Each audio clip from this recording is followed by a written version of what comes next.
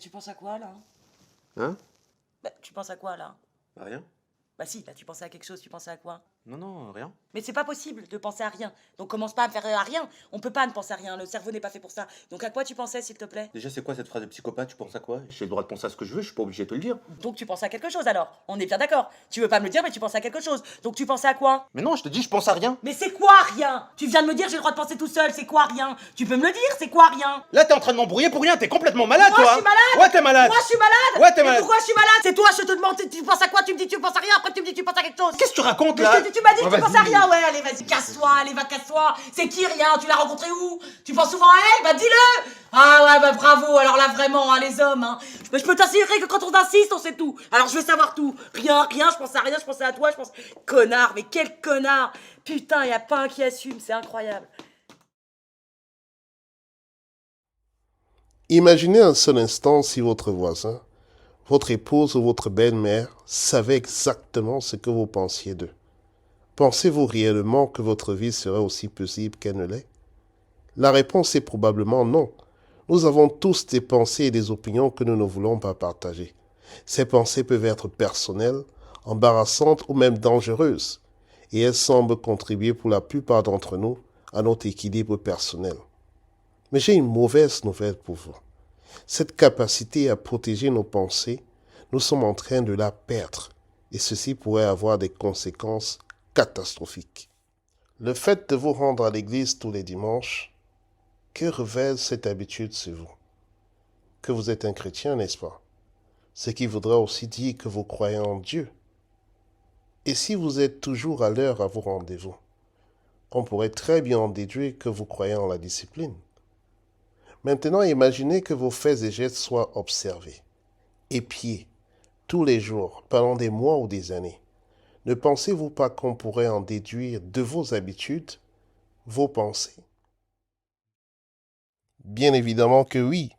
Et voilà pourquoi nos faits et gestes sont désormais épiés, observés ou même analysés afin de comprendre quelles sont nos réelles pensées, même les plus profondes. Felix?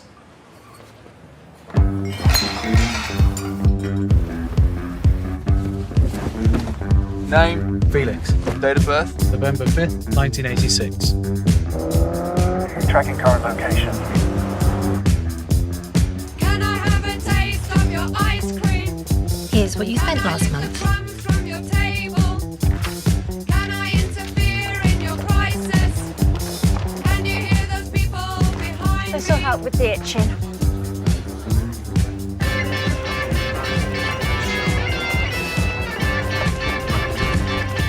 Can I have a taste of your ice cream? Can I lick the crumbs from your table? No, mind your own business. Why don't you mind your own business? Why don't you mind your own business? Et voilà donc la réalité d'aujourd'hui. Une réalité dans laquelle certaines entreprises sont devenues des quasi-monopoles. Facebook, Google ou Microsoft, qui sont des entreprises extrêmement riches, ont bel et bien une chose en commun, leur business model, et qui en réalité repose essentiellement sur une chose, vos données.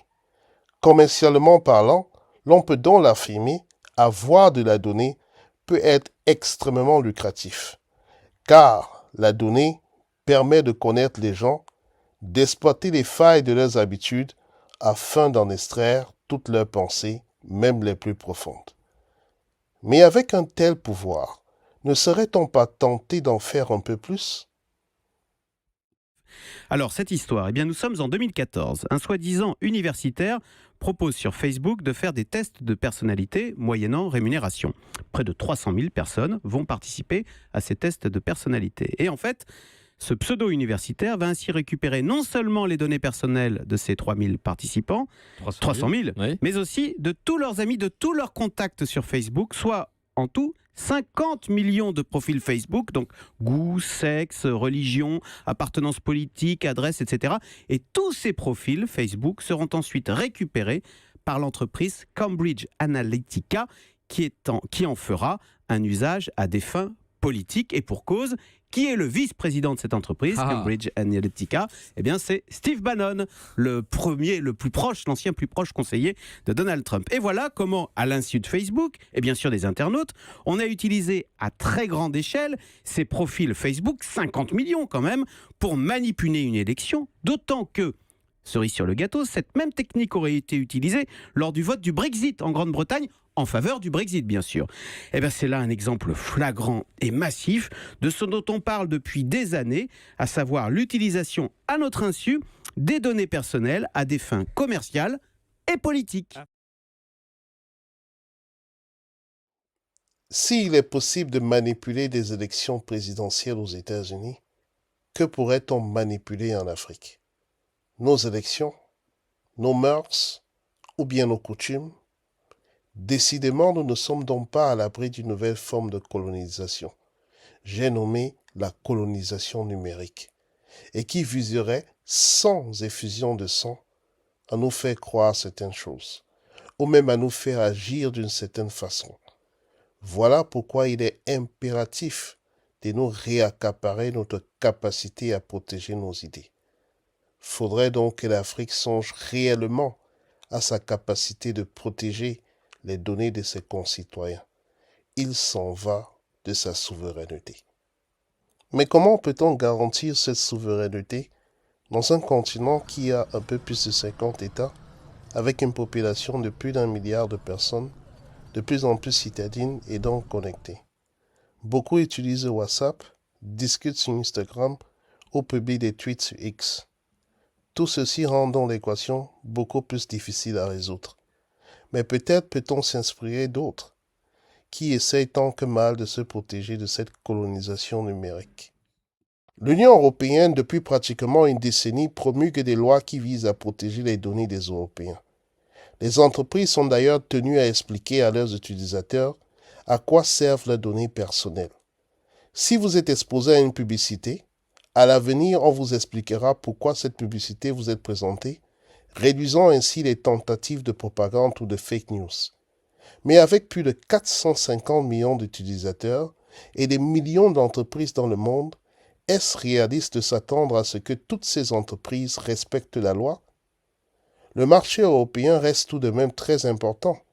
Si l'on prend le cas de Facebook comme exemple, un Européen rapporte en moyenne 15 $ par trimestre, ce qui fait à peu près 6 milliards de dollars de revenus. Facebook ne peut donc pas se permettre de perdre ce marché et se voit donc contraint de se conformer à la loi. Mais qu'en est-il des chiffres africains? Facebook revendique à peu près 290 millions d'utilisateurs en Afrique, avec une moyenne de 3 $ de revenus trimestriels par utilisateur, ce qui reviendrait à dire que Facebook aurait environ des revenus de l'ordre de 870 millions de dollars par trimestre en Afrique.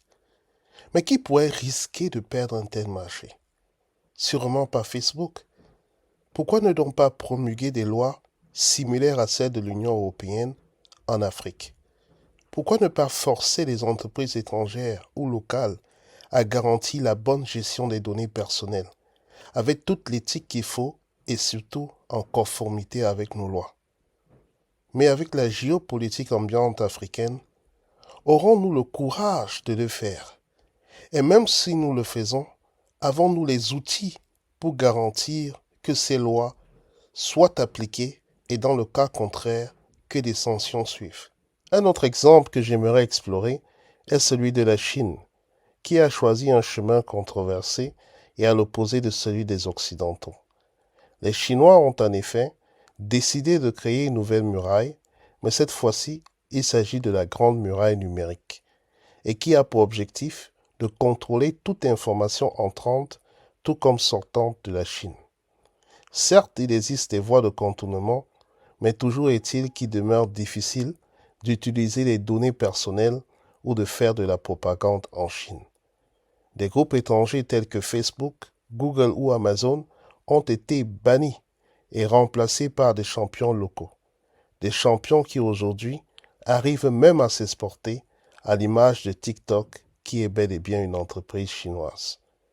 Mais ce modèle a tout aussi ses failles et challenges. En effet, l'ingéniosité humaine garantit presque toujours des voies de contournement à toute restriction.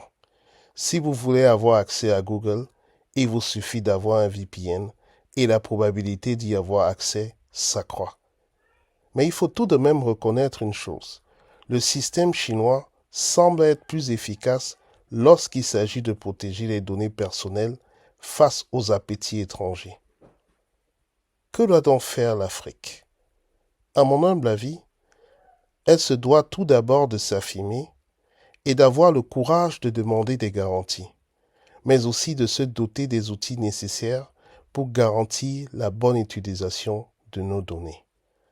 À titre personnel, je suis très attaché à la liberté d'expression, mais je crois aussi qu'une liberté non encadrée pourrait engendrer le chaos.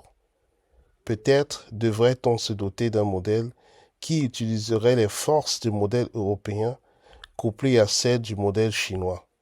Je vous laisse le soin de répondre à cette question.